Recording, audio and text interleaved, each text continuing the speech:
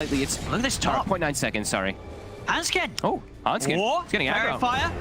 He's going to try for the deny to Roche. Oh, and he's got enough damage here from Roshan coming out. So a nice move here from Y, in a sense, to make sure that the Alliance don't get that first blood quite yet. Hanskin's been incredibly impressive throughout the season, improved a lot since the last time around.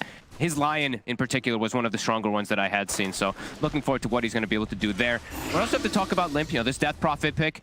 I think this hero's been kind of slept on for me. Sure, we've seen a little bit more from the China region, but the silence in general is so strong, and Spirit Siphon is pretty much your ultimate, which could be really effective this game versus a hero like Morphling, but Morphling can also turn into Death Prophet and use Spirit Siphon against her, so we'll have to see all those fun mechanics as the game does progress. Yeah, I mean, we're definitely seeing Limp off to a very good start in the mid matchup. Yeah. 11 for 3 against the 6 for 0. You know, he's turned up ready to play here, Limp. Perfect start in the first few waves. And Nothing to Say has been a beast of his own inside that mid lane. Just in the 1v1 matchup, he's been winning most of them, so Limp can butt right now. Top, we see the Morphling. I thought he might get a bit more pressure, but I guess because Innocence, the Phoenix, drew the attention of the Lion out of the lane so much. We actually see Ame with 10 and 9 last hits right now, to the Centaur only has 5 and 1. So S4 is getting out CS quite hard right now. That's a very impressive start here for the Morphling. Down bottom, not as many denies, but a lot of last hits in for Nico Babies. They're going to get aggressive. The skewer backs there onto FNG. Heal himself up a bit with the cold embrace, and all these creeps blocking him off though. It's going to mean that can he actually get away from this? He's over the cliffs. Another shockwave's out, dragging him back into the blast of Xingqiu. PSG.LGD will finish him off, get the first blood. I like the skill build too. Xingqiu has been one of the few players of Snapfire that I've seen him completely skip Little Shredder a lot of times, especially in this matchup when you're playing versus like the Cold Embrace. He's a big fan of maxing Scatter Blast. He's a very greedy player, so I do like that they went for this approach with Magnus versus this weaker safe lane. Even though I say weaker, Nico Baby's still up to 19 last hits, but they are able to get that first blood. Puts the second point in the Scatter Blast too, so it will be that high burst. Yeah, I like this. I mean, and also on top of that, the fact that, it's just not a lane duo where you shred them and your core's going to get a lot of right clicks in, right? Magnus, sure, he hits hard, but he's not really going to get the chance to trade right clicks that easy, especially against a slug. So it's just all about amping up that burst and having that potential to catch Alliance off guard and blow them off. Yeah, it's really hard to trade back versus Snapfire when you have this build, because you're more reliant about using it. So even just that little bit of attack speed slow, that little movement slow, these things add up when you have a hero like Magnus who can utilize Cookie at its maximum, pull them out of position, and then a Scatter Blast slow plus a Shockwave slow. It's a lot of chase potential in this lane. FNG has to be very cautious of his position.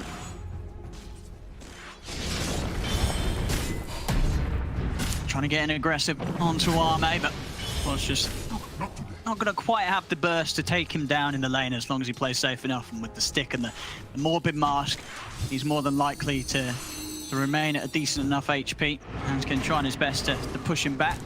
Ready, Y, making these pulls, keeping the lane in good position for Arme to farm safely underneath his tower. Bottom, Nico Baby up nicely not going to be able to find the chance to go for Xingqiu. Xingqiu's fine. And this mid lane, soon the level 6 is going to be there for Limp. Probably after this creep wave. So now you've got to start looking out for that early pressure that Limp's going to put on and how Nothing to Say responds to it. And see if we do have rotations coming in. This has been the big thing that's been staple of this tournament, is 3-man collapse from the supports onto mid lane as soon as those ults come out. So let's see who makes the move first. Limp about to hit 6. Let's see if Hanskin looks to go toward that mid and push the tower pre-puck level 6. He's gonna run into Innocence. They're doing a lot of stacking on LGD. Makes sense too, of course, as we said, greedier type of drafts coming from them with the Magnus, the Morphling, and the 2 greedier supports as well. And Xingqiu will get caught out. There we go. Yeah, this time around they can get on top of him a little too far forward, and Faith Beyond not able to head over and out. He's very far on the side. And here comes that move. You see FNG, after they get that kill, he starts to make the move toward mid. Hanskin gets a ward up, looking to collapse onto mid too. Limp keeping his catapult alive. He's going to be able to bring down the enemy catapult too nicely. So they're going to have that extra siege wave plus exorcism to push this tower. LGD also making their move around mid, and as we said, look at Y in the meantime though. As he is going here, he's double stacking camps. So they have a triple stack hard camp and a triple or quad stack on this medium camp. He missed that one, so still triple. This is going to be beautiful for PSG.LGD's cores to clean up when they want to. Nothing to say on Y.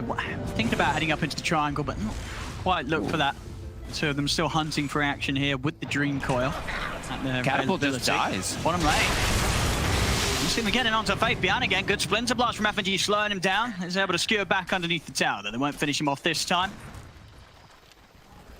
I guess they couldn't make up a push with Limp in the mid lane. The Catapult just walks into tower and dies when he goes invis, so not able to this tower almost at all here with that first one. And he's gonna look to make a move early on. Level 7, Max Siphon. Looks he wants to make his way top. It is spotted, that ward is there, and the puck is gonna start working on these huge stacks as we were talking about. But it's under vision. So Limp considering contesting.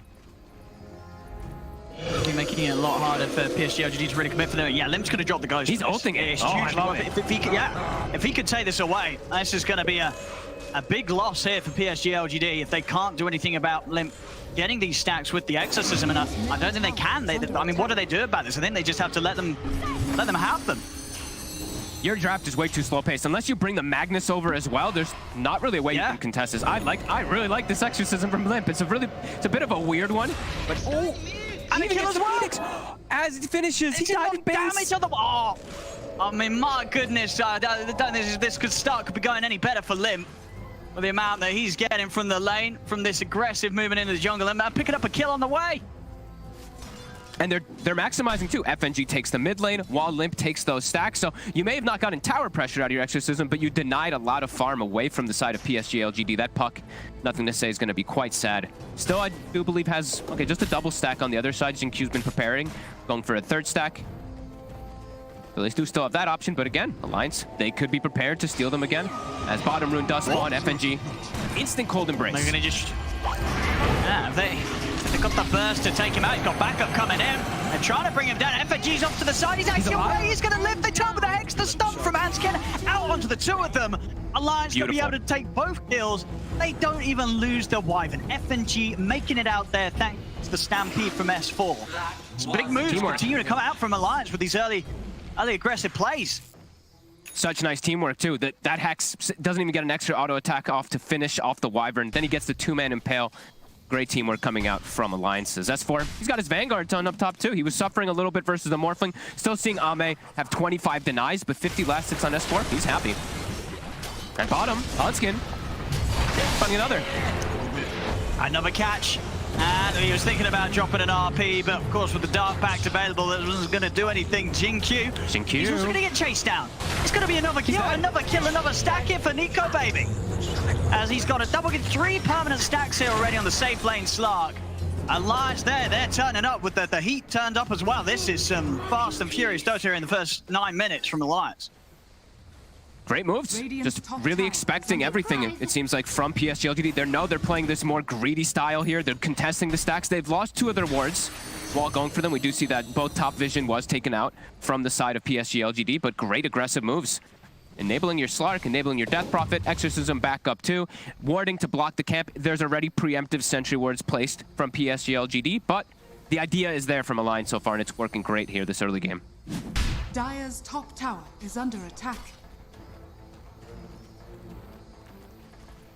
Overall, Ame, not too far behind on his farm. No, he's still doing great. Of course, those first few items before he can really turn up and do anything when Alliance are bringing these sort of fights. And everyone's going to be looked for here. 10-minute rune. Going to be a haste. Very nice here for Limp. The Exorcism good to go as well, so could try and put some pressure on mid. PSG.LGD, they are relatively set up though for that sort of move. YN, nothing to say. Moving around, ready to clear the wave out, make it a little harder for Alliance to get that pressure in on them. So nothing to say, he's gone for the Veil build.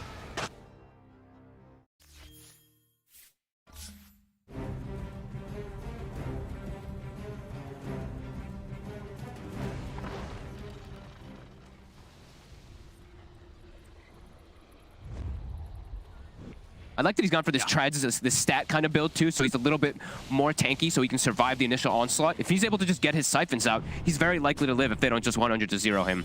PSG.LGD, they're making the move as well. Level 6 on the Snapfire, not quite on the Phoenix. He'll need a kill to get that. Dire's top tower is under Stampede at the ready. Open up onto S4.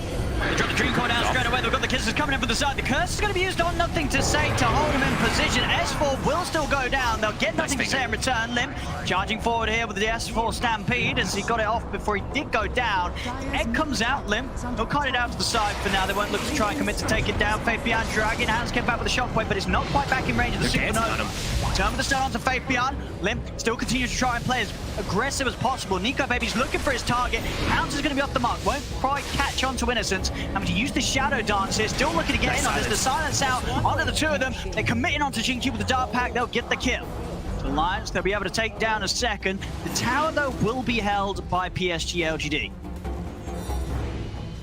Phoenix hits 6 because they get the kill on the Centaur. FNG almost gets the save, and Hanskin with that quick finger onto the puck will finish him off. Decent hold, but decent aggression still from Alliance. They're forcing so much reaction.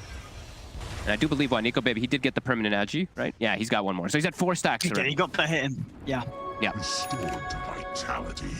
He's going to be able to continue to build up his stats here with the Echo Saber into S and Y, making sure that he's completely battle ready. Faith Beyond's got the blink though, so next fight round, they will have that RP good to go. Better form to, now they have a better form to initiate rather than the puck needing to get out of position to initiate, as we saw there. That's why he got caught by the initial hex. S4 is just taking the tower. Retaliate, easily dropping this one down. Don't know if they're going to be able to contest this one. Puck is still staying in the area, maybe calling for help. And S4 will give a little bit more respect to it, even though he has the backup of FNG. He's feeling a little bit scared to walk up. Stampede coming back up though, 5 seconds, starting to feel a bit better. Veil's gonna get pushed out, and PSG.LGD, they don't want to let this one go down. Bringing Faith Beyond over, even Ame in the area farming the Ancients. They can't lose these tier 1s too early. Yeah, and losing these tier 1s is so important because they know it's greedy draft. Morphling needs time to be able to farm and catch up. If they start losing these towers too early, then they just have easy access points to get on top of Morphling, get deep wards down. Then they can just get hexes and silences from tree lines. There it is, S4 takes it out. PSG top lane. Spawn. And top. Hanskin, he's got the opening.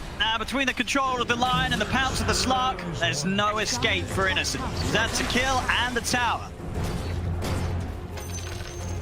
Now they can get in. Now they can invade. Tower's dead. Mid tower's dead too. They can start getting that deep vision up that we were talking about to watch the Morphling's movements. So Ame probably just has to play on the bottom side of the map at this point because it's just going to be too scary. His jungle, his Ancients are going to be a bit tough. Ancients probably still okay, but we'll start to get pressured more here from Alliance soon.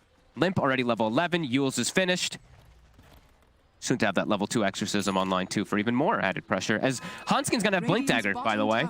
With all his excellent moves he's had this game, 1-0-5, he's about to have it done. That's going to be huge versus this puck, versus this Morphling. They're not going to expect this that early. No, for sure. I mean, that's the thing, right? You know, for PSG.LGD, even though Ame is getting this farm, it's not that easy of a morph game. A lot of things he's got to watch out for when he enters the balance. Yeah. Absolutely, and there's a save too, and there's silences, there's hexes, there's so many different things that they do have to be careful of. As for now, starting to siege top, Cold Embrace, plus just retaliate onto the tower, starting to get sieged. Taking a lot of objectives here. PSG.LGD, at the best though, they are keeping that net worth difference as small as possible, making sure that they're still picking up the farm on their two main cores. They're going to try and hit Alliance with a smoke. See if they can catch Alliance from an angle that they won't quite expect. All ultimates are ready. The full team fight combo ready to go here from PSG.LGD. Blink is coming out on the courier still for the puck. It's about to be delivered. Nico Baby scouts them. They're going to get the grab. And the start. The opening silence into the RP, but the curse comes out. That will stop the skewer back and therefore give the chance for Nico Baby to step out to the side. Might be ready to even go back in on this Alliance. They're already looking to head in onto Faith Beyond. Faith Beyond's got to step out. Put the egg out, but they'll be able to take it down immediately as the Supernova falls. FNG keeping himself alive with the Cold Embrace. Will still get blasted down by Jinky with the Scatter Blast. Alliance, they're backing off. They're a little low at the moment. The buyback coming out straight away from Y as Alliance. They will respect that. Make sure they don't lose anything unnecessarily. And there we do see the power that I was mentioning earlier is, although you have Death Prophet who pseudo has 2 ultimates, that just means that Morphling gets Spirit Siphoned. So you see Ame is able to zone 3 or 4 heroes away from himself just because he's Spirit Siphoned up. They can't focus fire the Morphling. But decent aggression still from Alliance, only losing their 5 position, forcing a buyback. And that was all the ults from LGD, and they can't even get a big kill when they initiated onto that Slark. Back toward their side, S4, he's gonna finish his blink over here, so multiple different forms of initiation on both sides. still going to be eyes on Hanskin for me. If he can get the grab, if he gets the instant disable on either the Puck or the Morphling, they could just delete the hero immediately inside the fight. So they've got to get these items to try and save him. I mean, we've got the Force Staff being worked upon by Xingqiu, so at least some way to try and separate Arme, or nothing to say from the burst combo that Alliance will bring. He's got a mech too. I'm actually surprised how quick he was able to get it. 3 and 4 of this game. Bit of a looked like a slower start for him than usual, but still somehow finds this mech early on. So they have a save as well on their side, just like FNG has his built-in Cold Embrace. He is going to go toward that Holy Locket build too that we've been seeing popularized so much on this Wyvern, that level 10 talent once he gets it. Might be some damage issues. There's a lot of magic damage though that PSG.LGD has set themselves up with. Top tower, Catapult still alive, S4 tanking with Retaliate. Feels like LGD needs a bit more time before they can fight again. Yeah, I think, Arme, you look towards him. He's got to get that BKB done, ideally for PSG.LGD before he chooses to actively get involved again. So one of the first times I feel like I'm seeing a third item, well, kind of like a second item, Aeon disc on the Puck. Nothing to say, really starting to feel the pressure of how much he's going to have to throw his body in to allow his Morphling and his Magnus to get the proper initiations on afterwards. He might just have to like suicide play into the back to find this Lion. Or he might just feel like they're always going to be under the vision themselves. They are playing versus Slark, so it can be difficult as Alliance continuing to set the tempo into the Roche Pit with level 2 Exorcism. Don't think PSG.LGD is expecting this one. Don't think they're going to make it in time either. No, not at all. They're still waiting back around Arme. They get the scan. They've got to make moves very carefully around their Morphling. They get the scan, but I don't think they're making it in time. It's under vision too. They're smoking, but they see this. Alliance is going to be ready for it. S4 is low. They're going to smoke back. The Agency's going to be healed nicely up by the Cold Embrace. They're more than fine. PSG.LGD not able to make the hit in time. Too quick from Alliance. Radiant's middle tower is under attack. PSG.LGD still sort of posturing around mid. Unlikely to get anything going here as Alliance. They've split themselves back up. Nico Baby back to the safety of the bottom half of the map, cleaning through the triangle as well, Alliance. So they'll happily, hit creeps as well here. Nico Baby, after the start, he's had 4-0-1. Going to have some solid scaling potential this game. Yeah, and his next pickup is going to be that big one, right? He's got already the status resist that's very nice versus the Puck versus the Magnus. The next item pickup he gets is going to be devastating. That Scotty versus the Morphling is going to be very strong. Alme, though, as we've said, quiet but steady. Top of that net worth still. Giving a lot of farm to Xingqiu. I've noticed this multiple times. Xingqiu's just taking farm away, even when the Morphling's coming toward him, he's taking it. They're really prioritizing this 4-step for him. Middle tower is yeah, under I mean, attack. I think he knows, right? Arme knows that force is going to save Arme's life against things such as the Pound. So very important for Xingqiu to get that ready as soon as possible, especially in this window where Arme is going to need that little bit longer of a time to get his next item, which actually it does forego the BKB, going for the Skadi. So feeling that maybe the rest of the team, the Force Staff, the cookies, that's going to be enough to sort of break him out of the combos.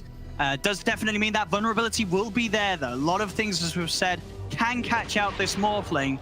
He's going to have to play some perfect Dota, which of course he has done in the past. And they do have ways to keep heroes inside. Like they have the coil, they have the Magnus RP, so if he can stick on limp, that's going to reduce a lot of that healing effectiveness from the Spirit Siphon. So if he's able to get it at a good time, still can see LGD taking these fights in the next few moments, but there's still an Aegis, so a little bit of a tough window here. While Alliance can continue to press this advantage. Swinging around door bottom, another smoke. Claiming the high ground.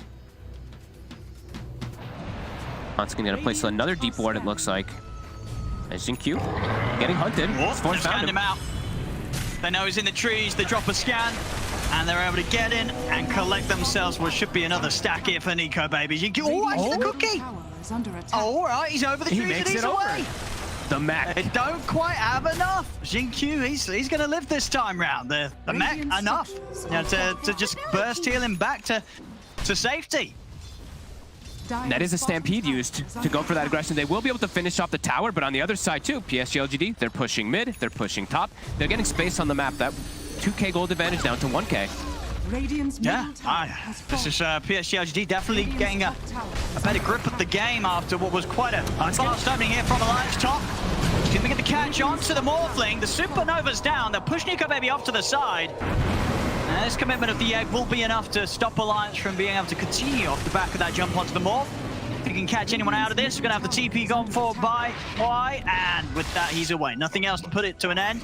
So good disengage there from PSG.LGD as soon as the jump was made from Alliance. See how fast that Force Staff was? Faith Beyond almost knew it was coming. It was instant to push the Morphling away, knowing that if they don't get the chain stun, Ame's likely to live in most of these. That's why we're seeing that big prioritization to give the farm to Jin Q as well to get a secondary one. All these different displacement mechanics versus that Lion chain stun will be pretty huge.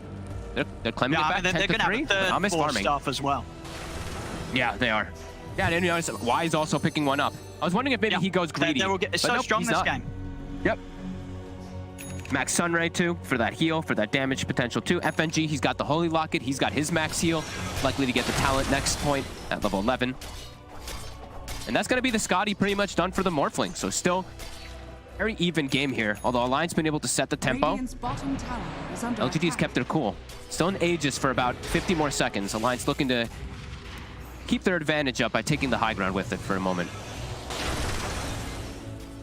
Passing off sentries also to Nico Baby, so he's going to be able to get this D ward any second now. Dire's bottom tower is under attack.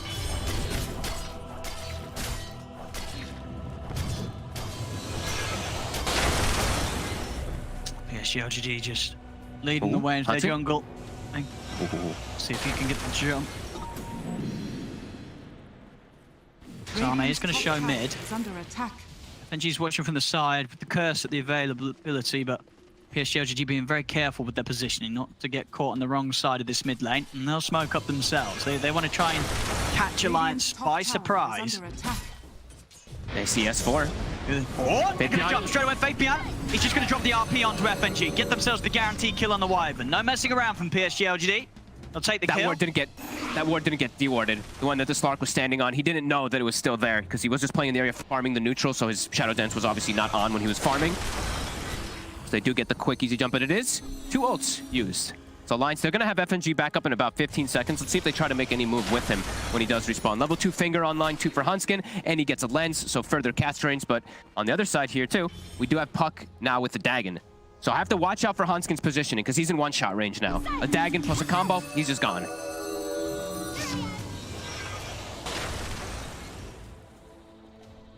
I think he's just playing farm game. I'm just watching Jin Q farm. Look at him top. He's just taking now a hard camp as well. Yeah, he's just been farming.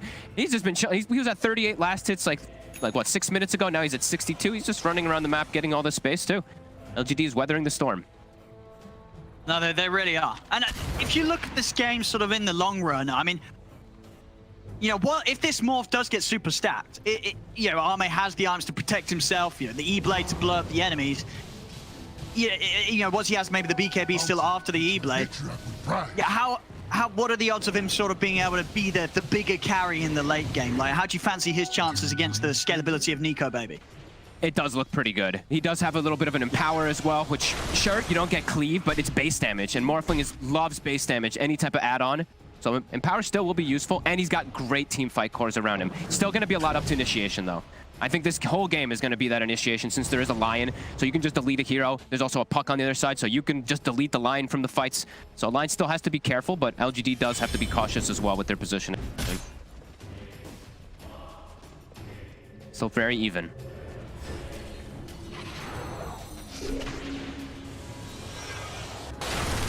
Both teams just doing a solid job of making sure that their carry is pretty much never left alone. Always playing around the farming patterns of their position 1. Full on with the protection, the backup ready to go.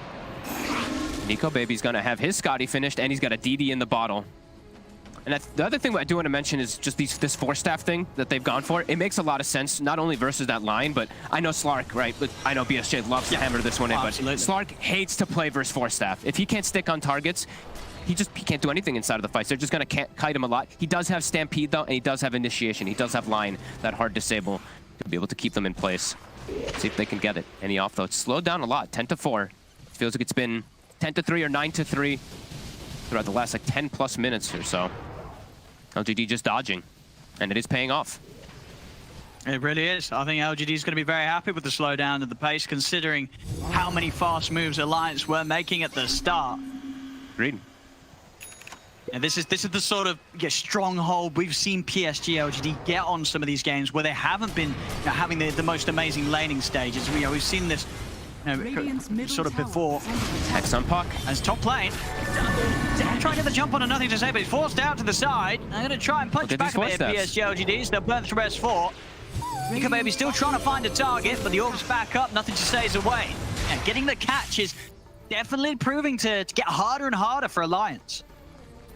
They just disengage immediately, too, on PSG.LGD. They see the DD slot. They're like, all right, let's just wait till DD's over, keep farming our side, keep playing defensively with these 4-stops. Wait till Ame says he's ready. Ame nearly has his Ethereal Blade done, too, after that Scotty. He's just been quietly farming and farming, sitting at a very high HP pool, too. Very important to point out.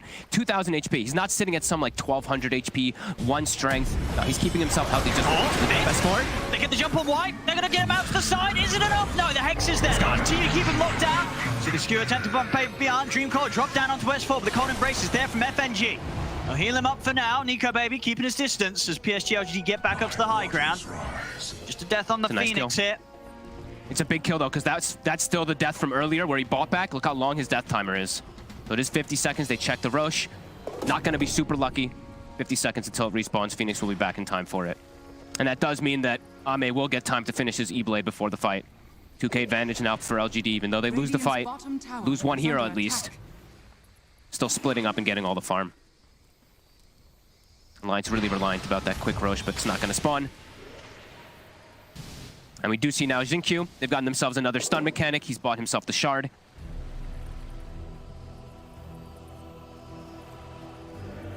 Anything else from Alliance just yet? I don't see. No. No, they spammed the smokes early game on the side of Alliance. I think LGD still have one. Yeah, I was going to say, I'm pretty sure they still have one. It's going to come at, as you say, this time where Roche is now about to respawn. So it's going to be up it for Alliance. PSG, nice they smoke up and head over. They could hit Alliance at a pretty good time here. Puck coils back up in 1 second. Limp finds himself an Arcane Rune, but as we said, initiation is going to be crucial in this game for both sides. Kisses to slow it down. Start opening up with the kisses. Yeah, start to split Alliance away from the pit. They're dewarding the area now, too, on the side of PSG.LGD. And there's the E-Blade done. Oh. Nico? Grab on NicoBaby. Radiant's middle tower is under attack. And Alliance, they're actually going to start hitting the Roche. They feel confident. They're more than happy for a fight to be taken their direction. They'll start to look to take down Roshan. Still got the Dream Coil and the RP. Dame is ready to fight. Yeah. FNG finds himself a bit of a nice RNG item, gets himself a headband, so staying further out of the fight. Radiant's middle tower. Alliance, they're trying to wrap around it. They're coming in from the top. They've got the lead in. Again, 4-star. Gets them away from NicoBaby. They get the skewer off onto NicoBaby. But try looking down. The Dark Pact and Shadow Dancer already off. NicoBaby having to reset a bit with the Shadow Dancer. Going to head over towards nothing to save. The air disc is up. They'll put the Supernova. Stampede out from S4. They're going to commit to take down the egg. They'll be able to do so. They'll be going to get locked down, but at the same time, the curse is there. FNG able to come in with the counterplay. Locks down Faith Beyond as Alliance can turn. Bring down the Magnus. They're trying to head for more here as the burst damage from Ame blows up Hansken. Buyback's coming out from PSG.LGD. They know how important this fight is to win around the Roche respawn. They'll try and push Alliance away. Exorcism still up for a good bit of time. Ame, he's just going to walk in and start hitting Roche straight up. S4 comes in with a Hoostone. They've got the silence. Ame getting forced to the side. Faith Beyond trying to find the skewer, won't get a grab. Nothing to say, jumps in with a burst onto FNG. They brought down the Wyvern. Buyback's coming out from both supports of Alliance. Getting catch to NicoBaby. Seeing if he can maybe find the puck, but nothing to say. Deep into the trees. Resets back to base to get the mana up. In both teams here committing their buybacks. They know how important it is to keep control of this potentially game-changing, game-defining second Roshan. They cannot let the opposition get it either way. Important to point out, it was an Arcane Rune usage on the Death Prophet, so that Exorcism's going to come up a bit faster than maybe LGD will be ready for. They don't have coils for 8 seconds. RP cooldown for 60. Still have to play in the area. There's going to be these timings that will indeed favor Alliance. Alliance have the short ones as well, of course, with their control. The curse is back up as well for the next fight. This is a scary situation to be in, though. It's a Morphling with a DD. So that can be one of those big difference makers. Your Death Prophet, who is very tanky, could just die instantly. And also, FNG is so important in these fights. If he dies again, that's going to be all the save mechanic gone for Alliance. And we've seen what LGD is going for. They're just looking for these squishier back lines. FNG and Hanskin have to be so aware of their position. They've got the BKB done on Nico Baby now as well. Okay. So he's going to be a lot harder to jump and won't be as reliant on the save of FNG. Just get the Roshan. They know that they're going for it. They're going to want to head over. 10 seconds pretty much till RP is back up. Supernova is there, but they've got to make the jump soon. Getting the Spirits in, trying to slow this down. As begin to push Alliance away from this S4. He's going to get healed up by the Cold Embrace, but he's going to help the pit. Fabian jumps with a skewer back. Arme's in! Arme's in! He's able to get the kill. He gets the Aegis. They'll get the heads up onto Arme, but Arme is able to pick up the rewards of Russian Cheese still on the ground. Fabian's going to be able to walk back in and grab that. The curse will come out. Sure, the Phoenix's life has been lost. FNG, he's not getting out with the TP. The Stewards there. TP's cancel as PSG.LGD take a fight at the perfect time around Roche. Arme gets in, he gets the kill, he gets the Aegis, he gets the shard, and Fabian, he's able to waltz in after it all and pick up the cheese on top of it. As PSG.LGD bumped themselves a significant lead now, 6k ahead of Alliance. It's just the buff up Ame strat. Did you see how much damage he had there? He had plus 400, so hitting for 700 damage on the Morphling with the waveform attack targets. So it just waves through, one-shots a couple heroes, hits the Roche 2 very quickly, and everything thrown on him. They throw the Lotus Orb to protect him from the silences. They reflect the Spirit Siphon too. Alliance can't contest into it, and they didn't have Exorcism. Now it's up, but now it's too late. LGD onto the high ground, 8k gold lead. Ame's a monster. Yeah, he really is. He's been playing the game silently. But yes, PSG.LGD, you can tell that they felt confident all along that this morph, he is gonna come in with a big impact. Arme's farm on point for the opening 30 minutes or so. Now we've hit this stage. He's turning up. 4k ahead now of Nico Baby's Slark. He is completely taking over the game, despite the fact they do have lockdown and control. It doesn't matter at this point because of how well PSG.LGD as a team have itemized to make sure this Morphling pops off. These Force Staffs are just not letting Slark play Slark. He's just getting completely danced around, and their big team fight, it is starting to pay off. Just dropping the ult around the pit. Alliance in a very difficult position now. So hard to kill this morph. BKB, Aegis. How on earth do you kill Arme? 2-0-4. He's had a perfect game so far. And you know what the sad thing is too? They might just end up leaving this game on Alliance. If they don't end up getting the next big team fight somehow won, they might end up losing the game with Nico Baby on 6-0. Maybe he gets a couple kills on the supports, but when you see these kill scores, same thing for Limp. He's 3-0-4, but they're just dodging them in the fights. They're going for these backline supports every single time on the side of PSG.LGD. Really recognizing what they got to go for, and who the main focus is just buff up the Ame strat. I believe this is Solar Crest now done too. Pays off. Yeah, definitely. Solar Crest done for Xingqiu, so another buff up for him. The setup in the Trees Alliance. He's got an Aegis. But for what? What can they do? Such a hard jump. Who are they going to go for? S4. In with the Who Stomp there. The whole team's pretty much here for PSG.LGD. Now focus down Xingqiu. They will be able to take out the Snapfire. Over to the side. Lion's being caught. That's Hansken down. PSG.LGD. They've got Arme just fighting strong here on the front lines. Turning into the DP. Using the Siphon to keep himself fine. Nico Baby. He'll drop down the Death Shroud, but it will come to an end. S4 trying to get the jump back in onto Arme, but he can't land the Who Stomp. Into the trees. They're pushing in. RP's down. They'll be able to skewer back the two of them. They will turn over towards Faith behind the Sunray Hill coming out from Wire. Arme commits it onto S4. The curse will hold him back, but S4, he's already gone down. He played onto FNG as FNG trying to hide in the trees, but the burst from the two of them, Arme, nothing to say, takes him out. Nico Baby trying his best to work through the back lines. He's found why. They can't go for anything more here, Alliance, with 3 heroes down. PSG.LGD, they take down the objective. They push on. Exactly. The 3 cores remaining alive. Arme just, I mean, you saw how aggressive he was able to play. They're just right in the middle of it all. Alliance, they had to ignore him, but of course that just means at this point that he is able to get the objectives, get the kills. It's definitely seeing like Alliance just, how do they deal with this morph? Nico Baby, He's going to go for the aggressive jump in. Force stuff out the side, will break Arme away. 10 seconds until BKB back up. Fabian, he's in with a skewer. They will be able to put the Aegis here as they'll take down the Morphling that wants, but the chain control's down to Nico Baby. Nico Baby, he's popping the BKB. Hex will come out to control Arme. Nico Baby's got to run, but Arme, he's going to be in with a chase. Nico Baby's trying to hide in the trees, but the BKB comes to an end. They're jumping up with the burst damage. The Death Shroud is giving him safety, but the kisses are coming in from the side. The nuke's there from Arme. That's Nico Baby out of the game for 80. They'll take down S4 as well. There's both cores down, no buybacks. PSG.LGD, they're able to run it down the bottom lane and now can look forwards to these high ground objectives. And with 2 heroes down, I don't think Alliance can push them back. That might just be the game. They don't have Slark for 70 seconds. They don't have Death Prophet ulti. This is exactly how LGD wants to take the fights. They just go for the supports. They're like, okay, kite the Death Prophet, kite the Slark, who cares?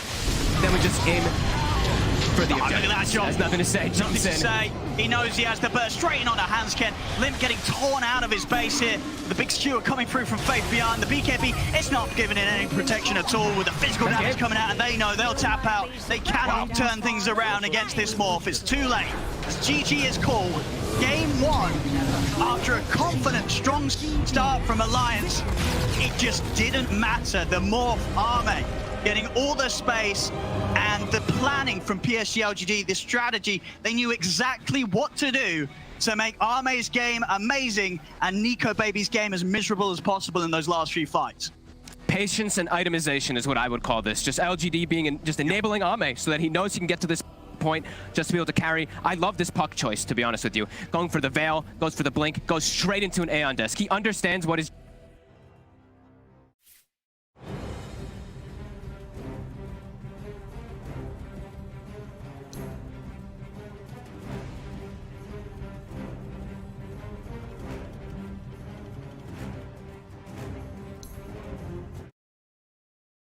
last few fights. Patience and itemization is what I would call this. Just LGD being just enabling Arme so that he knows he can get to this point just to be able to carry. I love this puck choice, to be honest with you. Going for the Veil, goes for the Blink, goes straight into an Aeon desk. He understands what his job is. He needs to get access into backlines. Even if he gets initially gone on, even if he gets initially hexed up, stunned, etc., he's going to be able to get his spells off. That's all that matters. He gets the spell connections onto these 2 squishy backlines. And yeah, like we said, the Slark ends the game with just 1 death, 7-1 and 4. Death Prophet only with 1 death too, but the strategical hits by LGD were just, it was the precision. It was really well executed, honestly. That was pretty sick. I mean, and do you think after sort of seeing this first game, you know, we were all very excited to see Alliance turn up with the Nico Baby Slark, but Slark is a hero, as you say, he has 7-1 and 4, great KDA, but just the hero conceptually, is it this why we've not really been seeing it? It's just something that the teams at the top, they know how to play against. Absolutely, especially a team like PSG.LGD. The itemization, as we've said multiple times, completely on point. Slark is about these long-duration team fights, but they just didn't give it to him. He may have tried to dance around, start hitting heroes, but they just force-stepped away, reset. He maybe killed like an egg or 2, but he was never getting onto these big cores, never getting onto Ame, who had a perfect game. As this is just, yeah, this is just LGD in a nutshell from what we've seen lately throughout the group stage and everything here. They're patient. They're the one team that's still going for this more greedy type of style and able to execute it. This Morphling, Ame, he knows exactly what he needs to get away with in a game, and they throw all the buffs on him. That DD was, I wouldn't say like absolutely instrumental to them winning, but having a DD on a Morphling with an Empower, he's hitting for 750 damage in the fight. Yeah, just fights taken at the perfect time. And of course, the quickfire question, you know, game 2, are Alliance going to be taking any of these heroes away? Do you have to look at this Morph and say, well, we had a lot of things to control and potentially deal with him, but it still wasn't enough. Do we just have to get rid of the Arme Morphling? It might just have to be, especially if they're going for a hero. Death Prophet, Morphling just takes advantage of it by turning into him, as I believe we're going to be throwing it back to our beautiful panel. Thank you very much. Sorry for keeping you waiting. We just had to get everybody into the ramen shop to break down everything that happened in the first game of this series, second series of the day. Obviously, a lot of unknown factors going into the day, Alliance being one of them, a team that made it straight into that bracket. They didn't have to go through wildcards. They didn't have to go through groups. Let's talk about everything that we actually did see. What do we think about the Slark? We already heard the casters talking about Slark just a little bit. What's your feeling on this hero? Hero that doesn't win the games. That's just like my view of the hero. As they discussed, you know, his score was amazing, 7-1 and 14 in the end, but they made his life miserable in the last couple of fights, understanding where everything like where the real threat comes from, and that's these two supports, Winter Wyvern plus a Lion. So Puck, I really love the itemization on him, goes for earlier Veil. Didn't have as much farm as the other mid laner, as a Death Prophet, but managed to pop off. I believe that was a Dagon 5. On top of it, just instantly goes on them, deletes them from the game, something that I've seen Pucks do so many times in these like last couple of days. I want to talk about something that Fogged was mentioning before it came back over to us, and he was just talking about, kept bringing up patience and itemization on the side of LGD. And he's saying, like, this is one of the few teams that we're still seeing play that more greedy style, which we did somewhat expect to see from China. They're able to do it in this game. They're able to make it bear fruit. And I feel like throughout the entirety of the beginning of the game with Alliance, they were just like, yeah, do whatever you want to do. They just kind of move away. And we're going to see that illustrated right now. Sin, what's your take on LGD's style in this first game? I think they had a pretty good idea of what Alliance's lineup was meant to do, right? I think one of the problems Alliance face in this game is that they have a very high execution draft. I think any lineup that plays with Slark and has somewhat limited team fight and a relatively... Yeah, you have the DP for taking towers, but you don't have anything beyond Exorcism that's going to do that. And killing Roche, for example, like compared to other lineups we've seen in this tournament that have like a lot of minus armor or multiple heroes just destroying towers, or a carry that will do it on their own in front with Aegis, Alliance's lineup doesn't really work that way. So ultimately, if you manage to stall out the game without getting too far behind, which I think was the biggest accomplishment for LGD in this game, they got off to a pretty rough start. But they kept farming. They got 2 Force Staffs. They just made sure Ame had a good game. They have the natural buff above in power of giving like an extra item. And ultimately, when it comes down to it later on in the game, I just think this Alliance lineup kind of... I feel like they need to severely outplay LGD after 25 minutes to win this game. What they want to do with the lineup, there's some synergy and some anti-synergy. You want to go in, burst people with Lion, and Death Prophet doesn't really do that much after the Exorcism. Slark really shines into these prolonged team fights where he goes in and out multiple times. Not that easy. You have E-Blade on Morph, you have Dagon 5 on Puck plus a Veil. I really love the itemization on Morph in this game, you know, not going for that earlier E-Blade, just protecting himself. Ended up with 0 deaths. Doesn't benefit too much from the Empower in terms of cleave, but still, as you mentioned, it's like an extra... It's an extra damage. He had, as Fog pointed out, 700 damage during that second Roche. He picks up the Aegis, picks up that free shard. I think second Roche, teams realized how strong it is. It's just like game-breaking moment for most of the time. First Roshan, not really that important. You can't do too much, you can't threaten the high ground. But if you get that second Roche, where you get the shard on certain heroes like Ursa, even like TA, is extremely powerful. Yeah, I want to talk about some of the individual players right now. Ame, you brought up Lacoste before we even jumped into this game. Yes. He's somebody who's looking more stable than he did earlier in the year. Yeah. Spring Ame, yes. Oh, yes, the seasons analogy that was so terrible that I forgot about it already. But now I'm completely remembering it again. And the question is, are we going to be staying in this season, or do you think there is a chance that we see a different Ame? You never know. That's the beauty of this player. You never know what can happen in the next 30 minutes. He might become a different Ame. But jokes aside, he definitely looked much better. I remember some of his games during the first season when he was playing Monkey King, just pretty much always going for the same item build. This time around, I think he became also much better in terms of itemization, understanding what needs to be done in particular situation, and just became overall more stable. Like, you can rely on Ahmed to carry the games for you. Yeah, now, when we look at LGD as well, they obviously had a lot of time to spar, a lot of time to make sure that their Dota was as crisp as possible when they were playing in groups. That also means Alliance should have a lot of tape that, you know, they can tear through and try to be slowing down LGD from their style. Is there anything in particular that you want to see Alliance target when we do get to the actual picks for game number 2? I mean, you definitely, from Alliance's perspective, you definitely can't be surprised with what you played against, right? Like, there's nothing here that stands out as, oh, wow, LGD really threw a curveball in this one. They're playing massive team fight with a hyper carry. Nothing spectacular there. Alliance's lineup is very different. So I think they probably went into this series knowing that this was what they were going to be facing, and this was their idea. Like, we're going to pick strong lanes, we're going to pick skirmishers, we're going to try to play fast. The problem was that for them, PSG.LGD did a good job at delaying losing towers.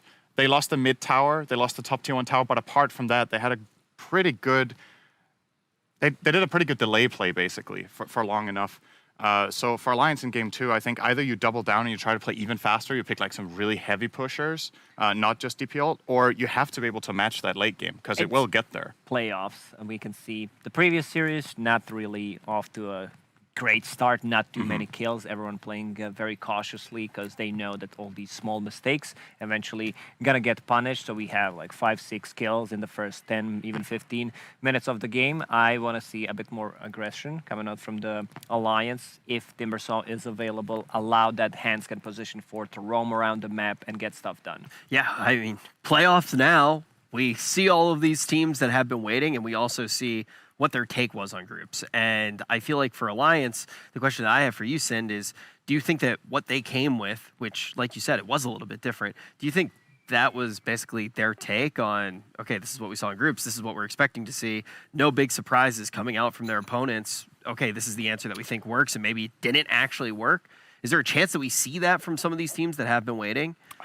I don't know how much of this was tailored. Like, it's definitely different from what we've seen from most of the teams in groups. And I just wonder if that is because Alliance lacked that experience of playing in groups. Like, if they haven't, if they're maybe a little bit behind the development that we have right now. They obviously have their scrims, but this draft looks a lot like something they would play in the EU DPC, right? Yes, like, it's for very sure. similar. Yeah. So it feels a little bit outdated.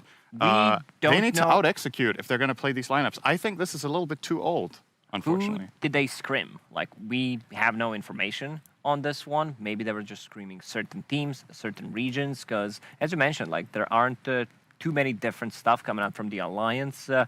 We've seen some, like, something that I talked about at the previous panel, where different heroes are being played at the safe lane. You have these off-laners, Dragon Knight, Axe. What else is there? Something that was... Timbersaw.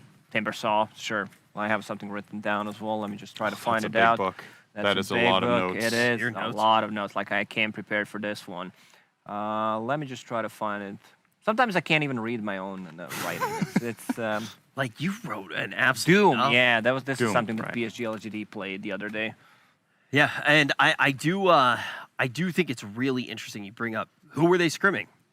Who knows? It's one of those questions that, you know, in the interviews, I would be really excited to hear from some of these squads. Who were you scrimming? They've all been here for what, over 2 weeks now? All of the teams, I think, have been here for over 2 weeks. Even the teams that are knew that they were straight into the playoffs, even if they knew that they were straight in the upper bracket. And if you are just tuning in right now, the teams that we are watching all day today, they're in the upper bracket. So if you see your favorite team lose, they're not out of it yet. They're just going to be facing elimination next time that you see them play, and they're not going to have a moment to breathe for the rest of the tournament. But also with how far they are in the upper bracket, they're already looking at pretty good placing if they are able to win this series, and we already saw that earlier too. This with is for T1. top 6. Yes, right? yes, Yeah. and we already saw that with T1 because they were able to grab that top 6 with their victory, and wham bam, thank you ma'am, they're going straight to TI.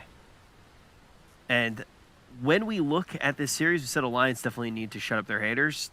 The thing with LGD was they were really proving whether or not the region of China was going to be looking as strong as everybody thought that it was going to look. Getting here, obviously one series isn't going to be enough to outright say that, but after what we saw from Aster, we really are looking to LGD to see what Chinese Dota can do.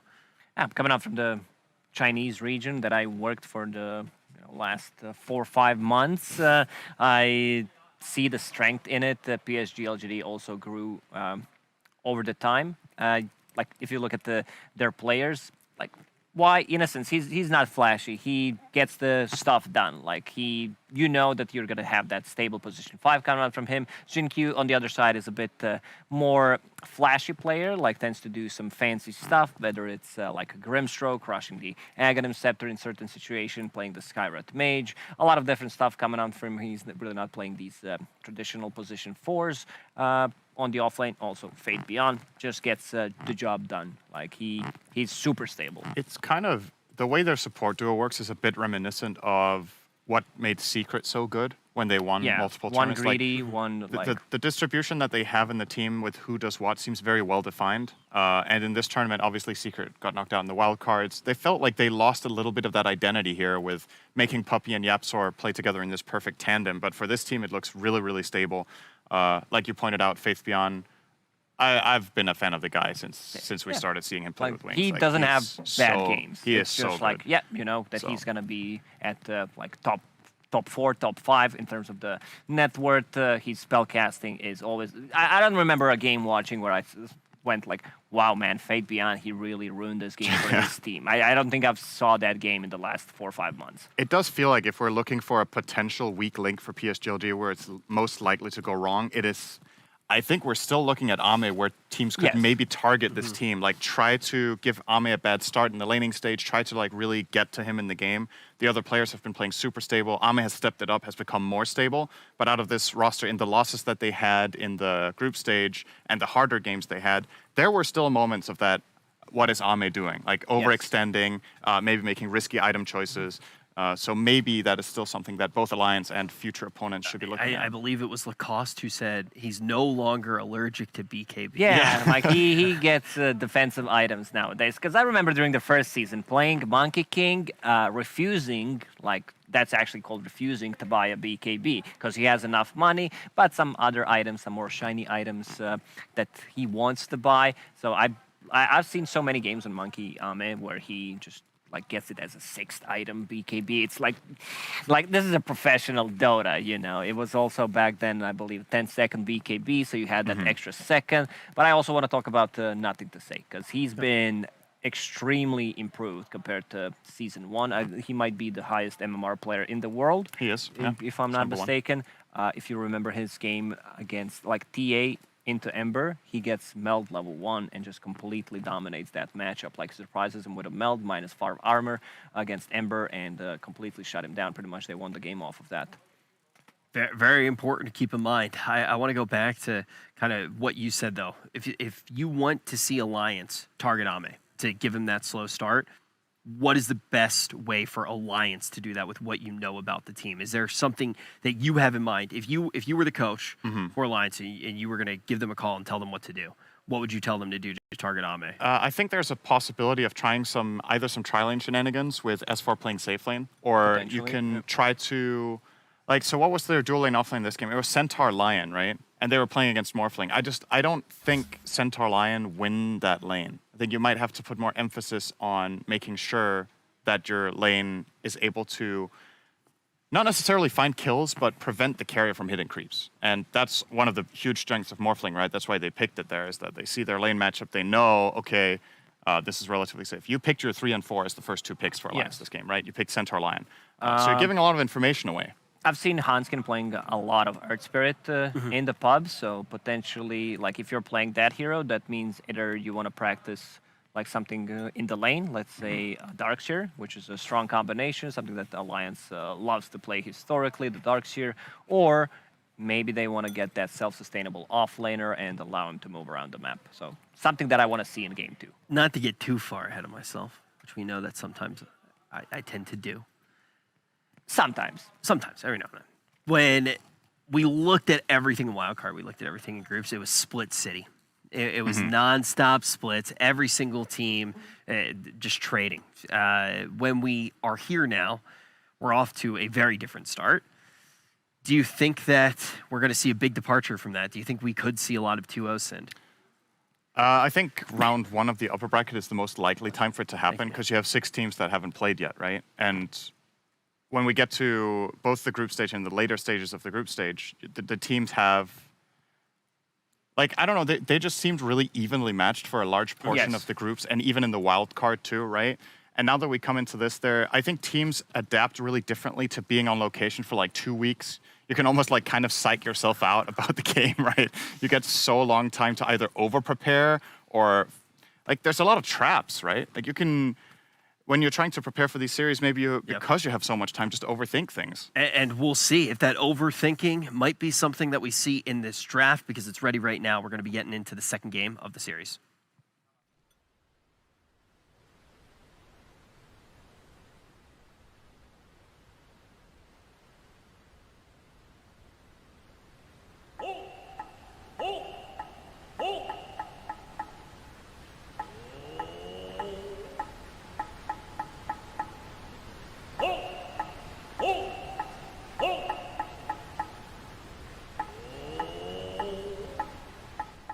Welcome back to the draft panel as we are going to pump you up with some dope-ass discussions here.